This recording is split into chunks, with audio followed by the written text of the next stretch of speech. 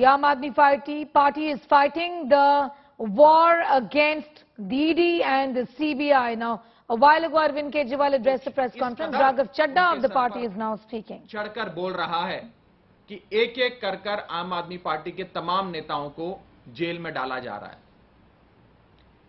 साथियों, आम आदमी पार्टी एक आंदोलन से निकली पार्टी है।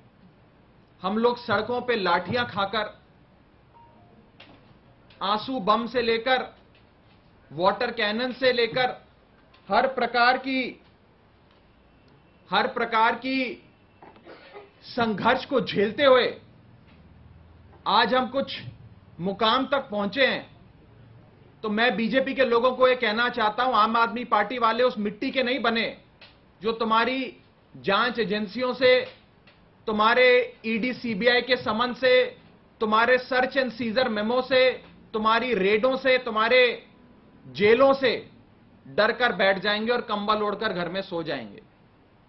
आम आदमी पार्टी वाले आंदोलन की कोख से जन्मे लोग हैं। मरते दम तक संघर्ष करेंगे और संघर्ष इस देश के अस्तित्व को बचाने के लिए, भारत देश को दुनिया का नंबर 1 देश बनाने के लिए। मुझे यह कहने में बिल्कुल भी हिचकिचाहट नहीं है कि अरविंद केजरीवाल जी मॉडर्न डे महात्मा गांधी हैं। Arvind Kejriwal is modern day Mahatma Gandhi with unimpeachable integrity. और अगर अरविंद केजरीवाल भ्रष्ट हैं तो इस दुनिया में कोई शख्स ईमानदार नहीं है। मैं भारतीय जनता पार्टी वालों को कहना चाहता हूं कि इन जांच एजेंसियों का प्रयोग ऐसे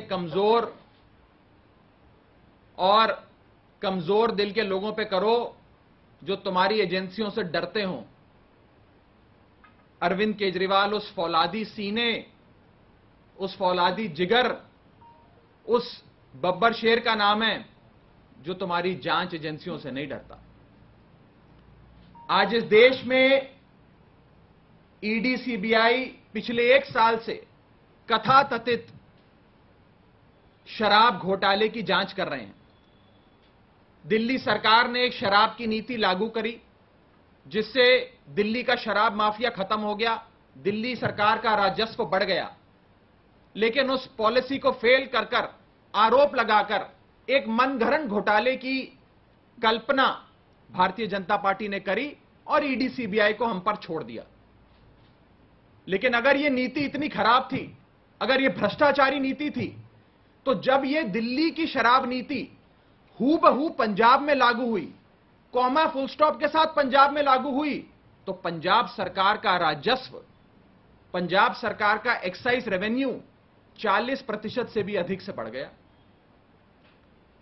क्योंकि पंजाब एक पूर्ण राज्य था, वहां पूरी स्वतंत्रता थी, वहां सीबीआई ईडी नहीं घुस सकते थे, तो वहां पर पंजाब सरकार का राजस्व बढ़ गया, नकली शराब बंद हो गई, शराब माफिया खत्म हो गया और एक बेहतरीन नीति लागू की गई।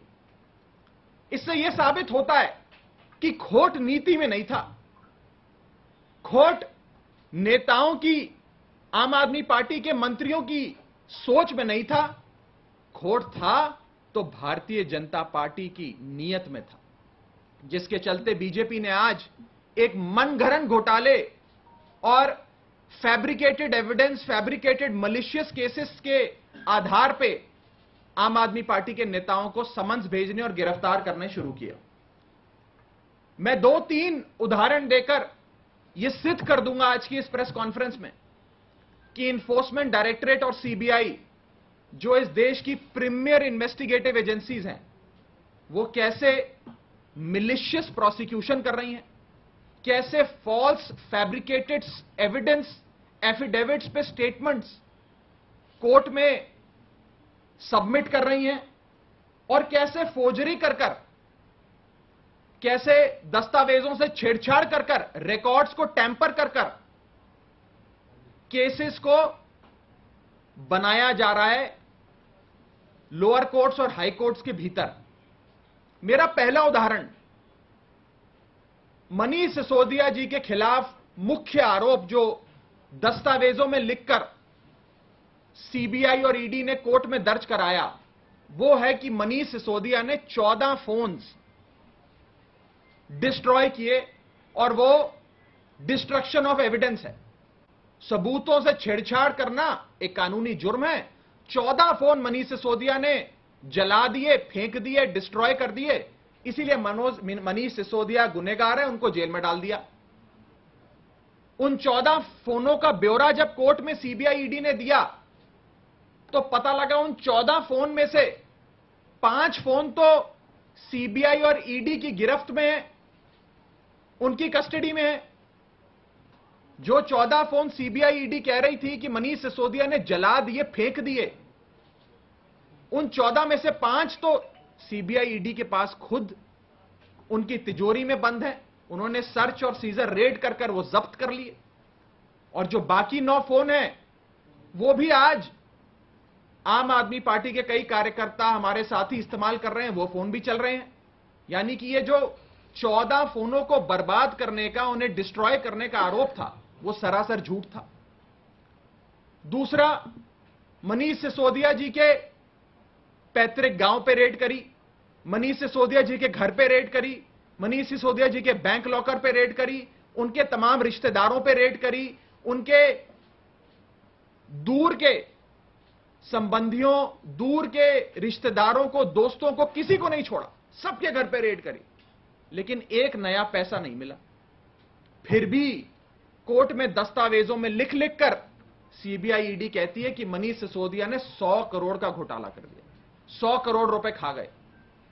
लेकिन आज तक उस 100 करोड़ में से एक फूटी कौड़ी भी सीबीआई ईडी ने कहां पर है, कहां गई, कौन सी उससे जमीन खरीदी गई, कौन से जेवरात खरीदे गए, कौन से बैंक में पड़ा है, कौन से लॉकर में बंद है, ये नहीं बताया। सिर्फ आरोप लगाया, झूठा आरोप लगाया। पिछले 1 साल से ईडी और सीबीआई इस अलेज्ड लिकर स्कैम की जांच कर रही है, लेकिन पिछले 1 साल में इन लोगों ने 1000 से ज्यादा अफसरों की टीम इसमें लगा दी, 400 से ज्यादा जगहों पर रेड करी, लेकिन अभी तक एक फूटी कौड़ी ईडी और सीबीआई को नहीं मिली। कोई भी केस एक इन्वेस्टिगेटिव एजेंसीज का सिर्फ आरोपों पे आधारित नहीं होता है, सबूत देना होता है, प्रोसीड्स ऑफ क्राइम देने होते हैं। लेकिन वो पैसा कहां है, ये मैं पूछना चाह रहा हूं। आज तक 1 साल की जांच करने के बाद, 1000 से ज्यादा अफसर, 400 से ज्यादा रेडे करने के बाद पैसा कहां गया? Where is the money? मैं बीजेपी से पूछना चाहता हूं, where is the money honey, where is the money? आपको पैसा क्यों नहीं मिला? पैसा कहां है? अगर कोई घोटाला हुआ, 100 करोड़ रुपए किसी शख्स ने कमा लिए, किसी पॉलिटिकल पार्टी ने कमा लिए, तो वो 100 करोड़ रुपए कहां गए? मेरा तीसरा पॉइंट, गवाहों को पीटा जा रहा है, मारा जा रहा है, और उनकी मेडिकल रिपोर्ट यह साबित करती है कि उनको फिजिकली टॉर्चर कर कर उनकी क्रिटिकल ऑर्गन्स, सुनने की शक्ति, देखने की शक्ति, वो समाप्त करी जा रही है, उस पर चोट पहुंचाई जा रही है। एक गवाह जिनके दस्तावेज और मेडिकल रिपोर्ट सामने आई, चंदन रेड्डी नाम के एक शख्स हैं कोई, उन्हें इतना पीटा, ईडी के अफसरों ने इतना पीटा कि उनकी सब्सिक्वेंट मेडिकल रिपोर्ट में पता लगा कि उनकी सुनने की शक्ति समाप्त हो गई। जब उनसे पूछा गया, पत्रकारों ने भी पूछा, एजेंसियों ने भी पूछा, डॉक्टरों ने भी पूछा कि आपको क्यों पीटा गया, तो वो कहते हैं अफसर हमें बिठाकर ईडी सीबीआई के ये कहते थे अरविंद केजरीवाल का नाम ले, मनीष सिसोदिया का नाम ले, बोल मैं इनको 100 करोड़ रुपए मैंने इन्हें दिए हैं, 50 करोड़ रुपए मैंने इस शख्स को दिए हैं, अगर नाम नहीं लेगा तो तेरे सुनने की शक्ति, देखने की शक्ति, आंख नाक कान सब। All right, so you have the Aam Aadmi Party, they're firefighting. Remember, tomorrow is the big day for Arvind Kejriwal when he appears before the CBI in connection with the alleged liquor scam.